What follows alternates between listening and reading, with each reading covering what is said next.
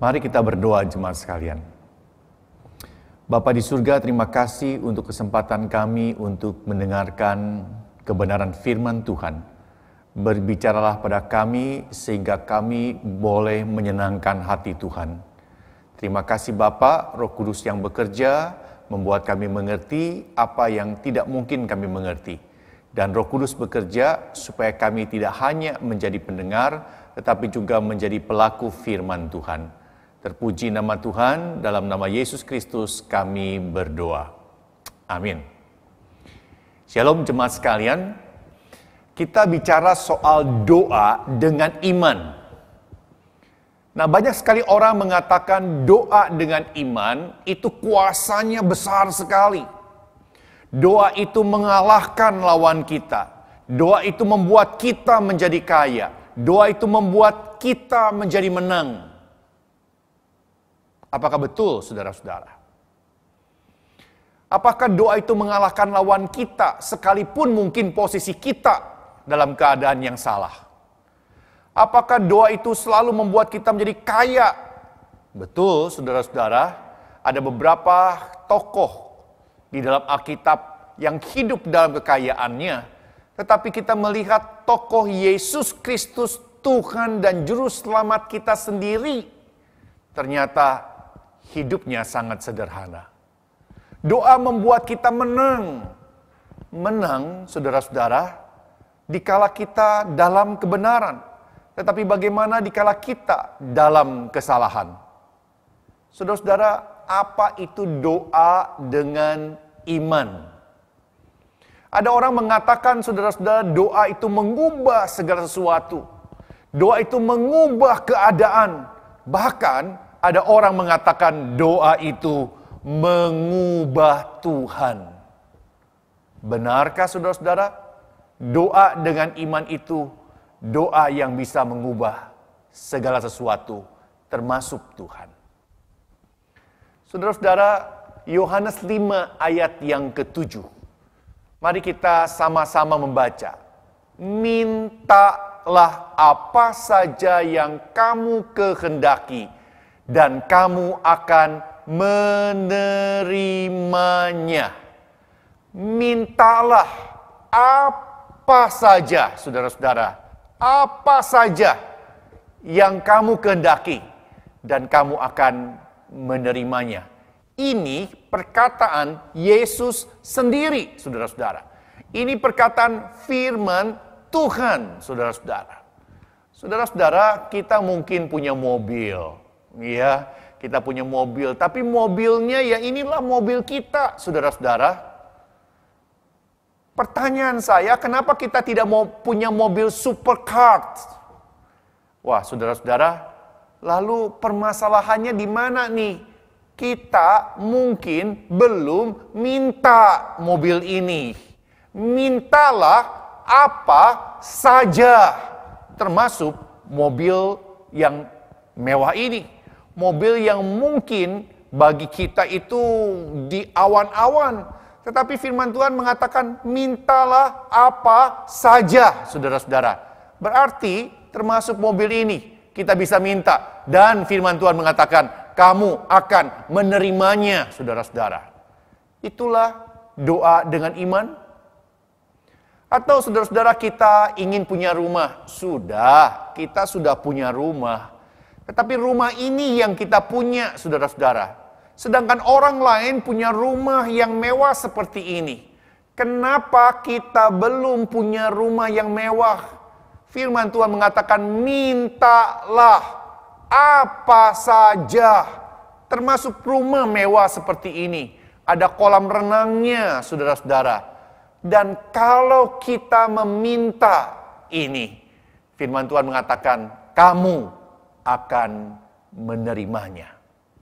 Inikah doa dengan iman, saudara-saudara? Inikah doa dengan iman yang besar, saudara-saudara? Saudara-saudara, kenapa kita belum punya tadi mobil yang mewah? Kita belum punya rumah yang mewah. Karena tidak minta. Firman Tuhan mengatakan, mintalah, kamu akan menerimanya. saudara-saudara. Saudara-saudara, jangan lupa kita harus membaca Yohanes 5 ayat yang ke-7 ini dengan utuh. Karena sebelum kata-kata mintalah apa saja, di atasnya itu ada kalimat, jikalau kamu tinggal di dalam aku, dan firmanku tinggal di dalam kamu, mintalah apa saja.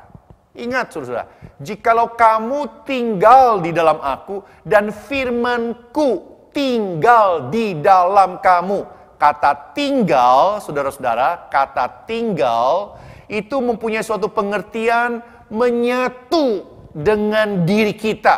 Firman Tuhan itu menyatu dengan diri kita. Firman Tuhan itu mengubah diri kita.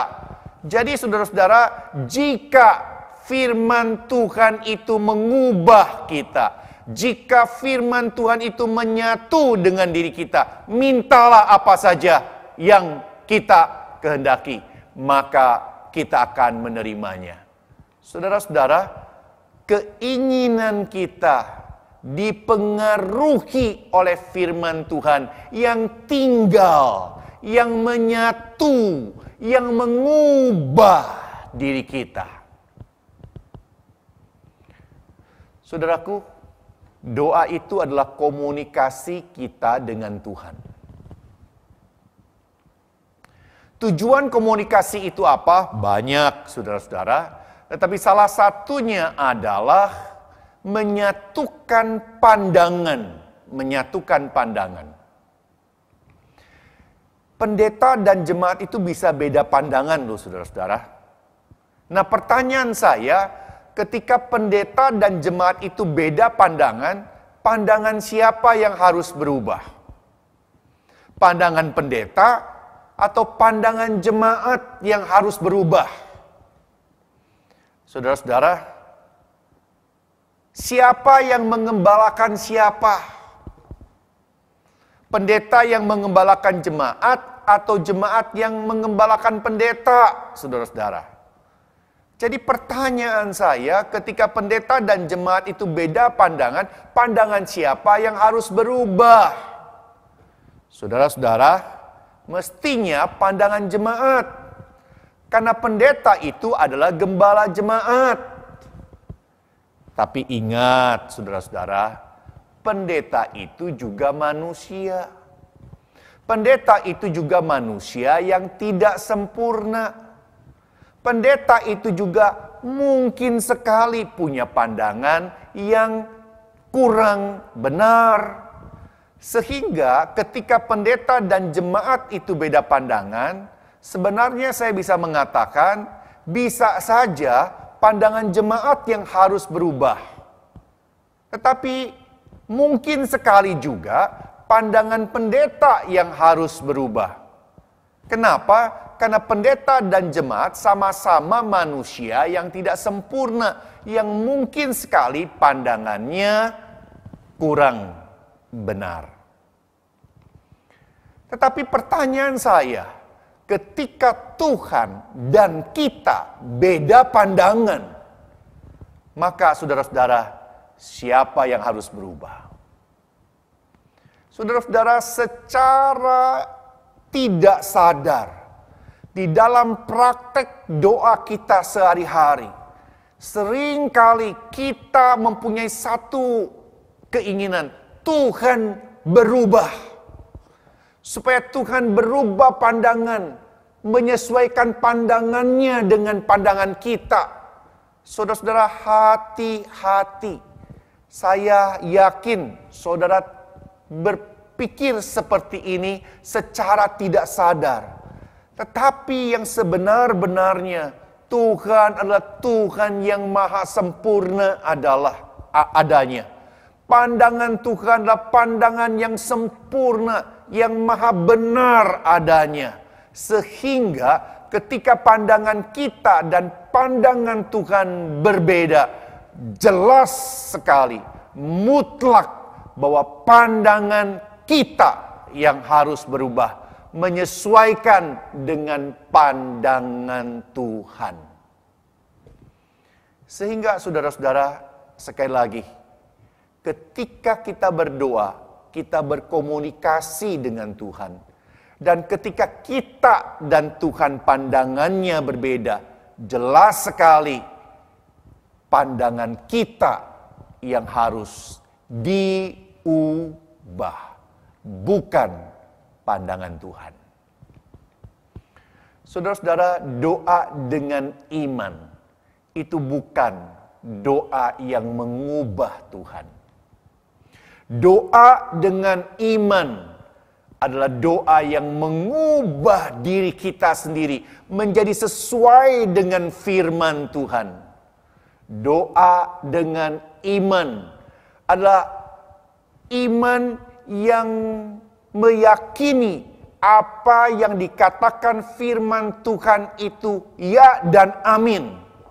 Apa yang dikatakan firman Tuhan itu kebenarannya absolut. Apa yang dikatakan firman Tuhan itu selalu menjadi pedoman bagi kehidupan kita. Dan kita mau berubah sesuai dengan apa yang dikatakan firman Tuhan. Saudara-saudara, apa yang dikatakan firman Tuhan mungkin kebodohan buat orang dunia.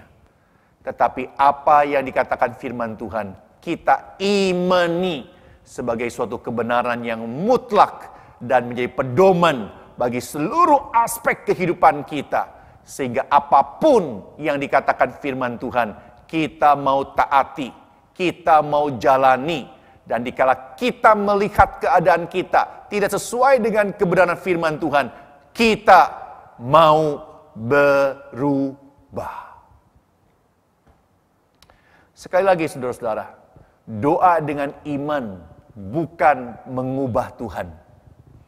Doa dengan iman adalah doa yang mengubah diri kita menjadi sesuai dengan firman Tuhan. Lukas 15 ayat yang ke-7 mengatakan, Aku berkata kepadamu, demikian juga akan ada sukacita di surga karena satu orang berdosa yang bertobat, lebih daripada sukacita karena 99 orang benar yang tidak memerlukan pertobatan. Ini firman Tuhan mengatakan, ada sukacita yang luar biasa dikala ada satu orang berdosa bertobat. Saudara-saudara, pertanyaan saya, apakah itu juga menjadi sukacita kita? Apakah itu juga menjadi kerinduan kita? Apakah itu juga menjadi keinginan kita yang terdalam? Melihat orang berdosa bertobat. Itu keinginanku, itu kerinduanku. Aku tidak mengutamakan mobil mewah. Aku tidak mengutamakan rumah mewah. Kalau Tuhan berkati aku dengan semuanya itu, puji Tuhan, itu berkat Tuhan. Tetapi yang menjadi orientasi kehidupan saya, fokus kehidupan saya, tujuan hidup saya, bukan itu. Yang menjadi sukacita yang terbesar buat saya ada dikala satu orang berdosa bertobat. Dan itu yang selalu aku doakan di hadapan Tuhan. Ada satu orang berdosa bertobat. Keinginan kita melihat orang berdosa bertobat, saudara-saudara. Keinginan gereja kita melihat satu orang bertobat, saudara-saudara.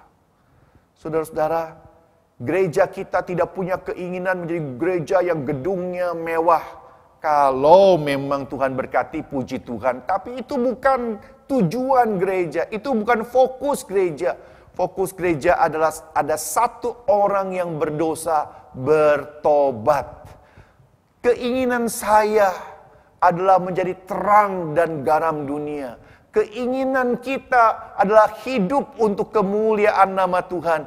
Keinginan kita mencari kerajaan Allah terlebih dahulu. Saudara, kenapa keinginan kita adalah melihat orang bertobat? Kenapa keinginan kita adalah menjadi terang dan garam dunia? Kenapa keinginan kita adalah hidup untuk kemuliaan Tuhan? Kenapa keinginan kita adalah mencari kerajaan Allah terlebih dulu? Karena melalui doa, semua keinginan kita dipengaruhi oleh firman Tuhan. Ingat, carilah dahulu kerajaan Allah. Itu Matius 6. Dan di sana dikatakan apa, saudara-saudara? Tetapi carilah dahulu kerajaan Allah dan kebenarannya, maka semuanya itu akan ditambahkan kepadamu. Semuanya itu. Saudara-saudara, ada orang mengatakan, tuh kan, kalau kita mencari kerajaan Allah terlebih dulu, maka semua kekayaan, kemewahan akan ditambahkan pada kita. Hati-hati sekali lagi. Kita mesti melihat ayat ini secara utuh. Di dalam konteks apa yang dikatakan ayat-ayat sebelumnya. Ayat-ayat sebelumnya saudara-saudara jelas sekali mengatakan bahwa orang-orang itu khawatir tentang apa yang mereka makan. Orang-orang itu khawatir apa yang mereka minum. Orang-orang itu khawatir akan apa yang mereka pakai. Semuanya itu dicari-cari orang dunia. Tetapi kamu, carilah dahulu kerajaan Allah dan kebenarannya. Maka semuanya itu apa? Semua makanan, minuman, pakaian yang kau butuhkan akan ditambahkan padamu. Semua kebutuhanmu akan dicukupi oleh Tuhan. Burung pipit Tuhan pelihara, bukan? Burung pipit tidak berharga, tapi Tuhan pelihara dengan makanan yang cukup. Kita doa Bapa kami, berilah kami makanan yang secukupnya. Saudara-saudara, orang yang mencari kerajaan Allah dan kebenarannya terlebih dulu. Saya beriman. Dan ini harus jadi iman saudara. Tuhan akan mencukupi kebutuhannya. Saudara-saudara, apa yang kita inginkan harus dipengaruhi oleh firman Tuhan. Apa yang kita inginkan jangan dikuasai oleh nafsu duniawi. Tapi apa yang kita inginkan dipengaruhi oleh apa yang diajarkan Alkitab. Yohanes 16 ayat 23 sampai dengan ayat 24. Demikian firman Tuhan. Dan pada hari itu, kamu tidak akan menanyakan apa-apa kepadaku. Aku berkata padamu, sesungguhnya segala sesuatu yang kamu minta kepada Bapa akan diberikannya kepada kamu dalam namaku. Sampai sekarang kamu belum meminta sesuatu pun dalam namaku. Mintalah maka kamu akan menerimanya supaya penuhlah sukacitamu. Firman Tuhan ini mengatakan apa? Sesungguhnya, sesungguh-sungguhnya, sebenar-benarnya, segala sesuatu, ya, segala sesuatu yang kamu minta kepada Bapa akan apa? Akan diberikannya kepadamu dalam namaku. Jadi kalau kita berdoa meminta dalam nama Yesus Kristus, dan segala sesuatu yang kita minta dan doakan dalam nama Tuhan Yesus Kristus akan diberikan Bapa kepada kita. Mintalah segala sesuatunya kepada Bapa, saudara-saudara. Tapi firman Tuhan mengatakan apa? Sampai sekarang kamu belum meminta sesuatu pun dalam namaku. Makanya ada orang-orang menafsirkan, makanya kamu belum punya mobil mewah, makanya kamu belum punya rumah mewah, makanya kamu belum kaya-kaya raya. Saudara-saudara, firman Tuhan mengatakan, mintalah, maka kamu akan menerima, supaya penuhlah sukacitamu. Saudara-saudara, mengapa Bapa memberi apa yang kita minta dan ingin sukacita kita penuh? Mengapa Bapa memberi apa yang kita minta? Kenapa Bapa ingin sukacita kita menjadi penuh? Ada pada ayat sebelumnya. pada ayat sesudahnya, saudara-saudara. Ayat 27, demikian firman Tuhan. Sebab Bapa mengasihi kamu. Mengapa Bapa memberi apa yang kita minta? Mengapa Bapa ingin sukacita kita penuh? Sebab Bapa mengasihi kita, saudara-saudara. Camkan itu, Bapa mengasihi kita. Tetapi pertanyaan selanjutnya, mengapa Bapa mengasihi kita? Firman Tuhan mengatakan apa? Karena kamu telah mengasihi aku dan percaya bahwa aku datang dari Allah. Jadi saudara-saudara, Bapa mengasihi kita karena kita mengasihi Yesus. Perhatikan. Kita mengasihi Yesus, karena itulah Bapa mengasihi kita. Loh, pertanyaannya, kalau begitu Tuhan mengasihi kita terlebih dulu atau kita mengasihi Tuhan terlebih dulu? Perhatikan ya. Bapa mengasihi kita karena kita mengasihi Yesus. Kita mengasihi Yesus, karena itulah Bapa mengasihi kita. Berarti kita terlebih dulu mengasihi Yesus, karena itulah makanya Bapa mengasihi kita. Saudara, apakah betul kita terlebih dulu mengasihi Tuhan, baru Tuhan mengasihi kita? Saudara, begini. Saudara jangan lupa ada ayat mengatakan, karena begitu besar kasih Allah akan dunia ini, sehingga dia mengaruniakan anaknya yang tunggal. Jadi saudara-saudara, yang pertama kali mengasihi adalah Tuhan mengasihi dunia. Tuhan mengasihi seluruh umat manusia. Seluruh umat manusia. Tapi hanya sebagian umat manusia yang percaya Yesus Kristus sebagai Tuhan. Hanya sebagian umat manusia yang kembali mengasihi Yesus dan percaya Yesus. Dan kepada sebagian umat manusia yang percaya dan mengasihi Yesus inilah Bapa memberikan kasih-Nya yang khusus. Mengerti saudara-saudara? Jadi pertama adalah Tuhan mengasihi semua umat manusia. Tuhan terlebih dulu. Tuhan yang pertama-tama mengasihi umat manusia. Tapi tidak semua umat manusia meresponi kasih Allah itu. Hanya sebagian orang yang meresponi kasih Allah itu dengan percaya dan mengasihi Yesus. Dan pada orang-orang yang memberikan respon seperti inilah Bapa memberikan kasih-Nya yang khusus kepada orang-orang yang percaya dan orang-orang yang mengasihi Yesus. Karena Bapa memberikan kasih-Nya yang khusus pada orang-orang percaya. Kepada orang-orang yang mengasihi Yesus, Bapa akan memberikan apapun yang kita minta supaya sukacita kita penuh. Saudara-saudara, benarkah kita mengasihi Yesus? Itu pertanyaannya. Karena kita telah mengasihi Yesus, mengasihi itu memberi. Betul tidak? Saudara-saudara, apa yang aku suka, itu yang aku beri. Atau apa yang dia suka dan baik baginya, itu yang aku beri. Mana? Kasih yang benar itu memberi. Tapi memberi nomor 1 atau memberi yang nomor 2.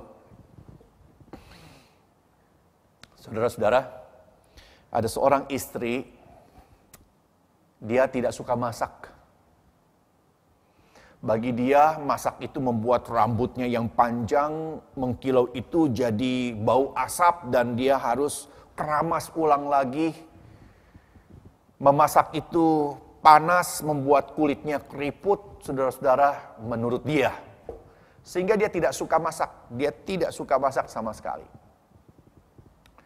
Tetapi saudara-saudara, di hari ulang tahun suaminya yang ke-50, si istri ini merasa ini spesial. Ulang tahun yang spesial buat suaminya, setengah abad, 50 tahun. Sehingga apa yang terjadi? Seminggu sebelumnya, si istri sudah membeli buku resep makanan. Pada hari suaminya ulang tahun, suaminya bekerja, istrinya ambil cuti, sengaja ambil cuti tidak bekerja. Karena ini suami istri bekerja. Istrinya ambil cuti tidak bekerja. Dan apa yang dilakukan istrinya? Istrinya pagi-pagi sudah ke supermarket membeli bahan-bahan masakan. Dan dari pagi-pagi dia sudah persiapkan semua bahan-bahannya, saudara-saudara.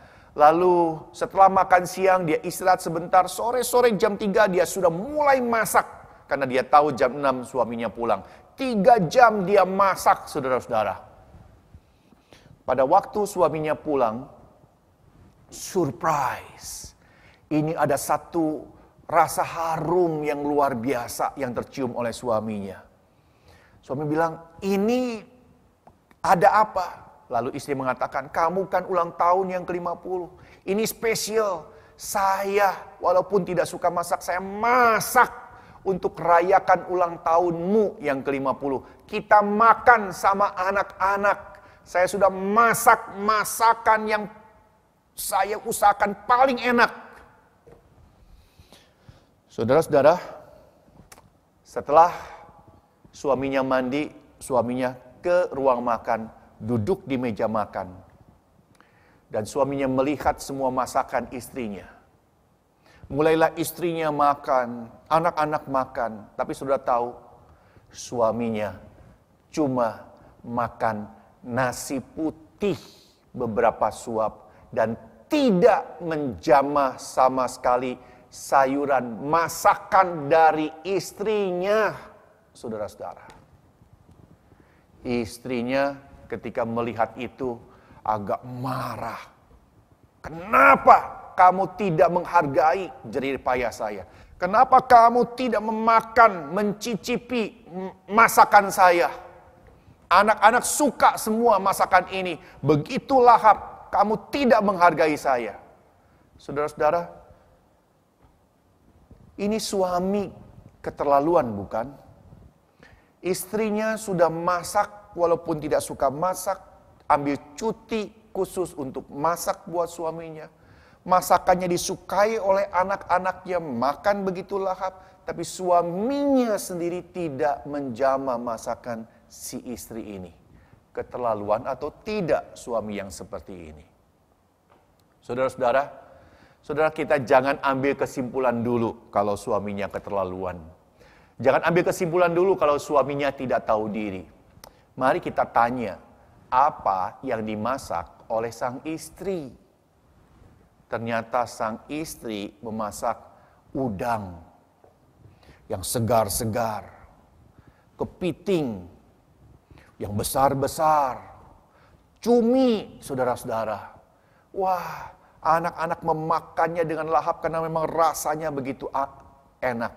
Tapi si suami itu punya kolesterol yang tinggi, saudara-saudara. Trigliseridnya tinggi, tekanan darah tingginya tinggi. Sehingga si suami tidak berani makan, saudara-saudara. Pertanyaan saya, apakah si istri tidak tahu kalau suaminya punya kolesterol? Apakah si istri tidak tahu kalau suaminya itu punya trigliserid? Apakah si istri tidak tahu suaminya tekanan darah tinggi? Lalu kenapa si istri itu masih buat makanan-makanan seafood yang mengandung kolesterol trigliserid begitu tinggi? Kenapa? Alasannya sederhana. Karena si istri memang suka seafood. Jadi saudara-saudara, saya ingin mengatakan, apa itu mengasihi? Mengasihi itu memberi apa yang saya suka. Mengasihi itu memberi apa yang menyenangkan saya. Atau mengasihi itu memberi apa yang dia suka. Apa yang baik buat dia, saudara-saudara. Saudara-saudara, kalau si istri betul-betul mengasihi suaminya, mestinya pada hari ulang tahun suaminya itu, si istri memasakkan apa yang disuka dan baik buat suaminya. Bukan memasak apa yang dia suka dan menyenangkan dirinya. Padahal suaminya tidak bisa makan dan tidak boleh makan, saudara-saudara. Saudara-saudara, sehingga mengasihi adalah memberi apa yang dia suka dan apa yang baik buat dia.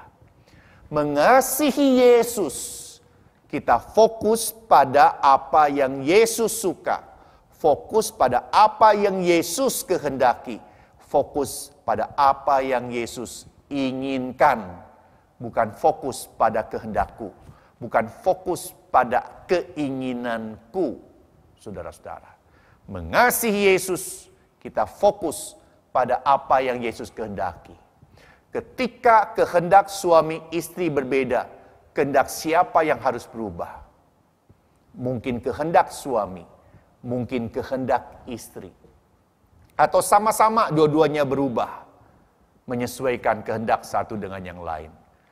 Tetapi ketika kehendak kita dengan kehendak Tuhan berbeda, kehendak siapa yang harus berubah? Doa dengan iman bukan mengubah kehendak Tuhan.